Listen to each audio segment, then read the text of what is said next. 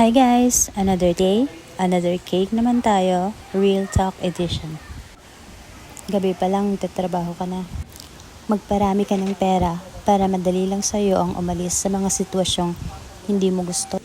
When you have money, it's easier to change your life and find opportunities where you can benefit more. You don't have to stay in a place or situation that makes you suffer if you have the ability to walk away and look for something better. Totoo ito, lalo na sa panahon ngayon. Hindi lahat ng tao may luxury na umalis agad sa toxic na trabaho or relationship. Minsan, tinitiis mo na habang nag-iipon ka at nag-aayos ng sarili. Maraming beses na hindi dahil mahina ka kaya ka nananatili. Madalas, practical ka lang at iniisip mo ang long term. Alam mong kailangan mo munang maging stable bago ka sumugal ulit. Money is not everything pero malaking factor talaga siya. Kapag may ipon ka, may choices ka. At kapag may choices ka, may mga control ka sa buhay mo. Hindi mo kailangang i-prove ang sarili mo sa kahit kanino.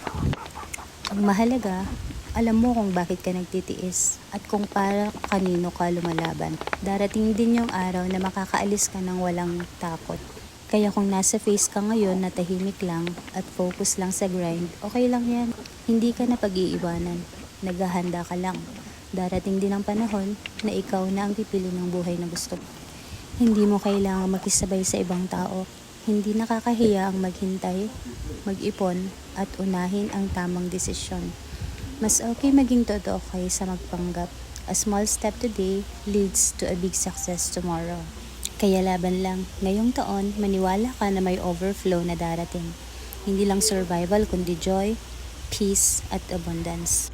From strong to blessed, from surviving to thriving. Yun lang, thanks for watching, bye!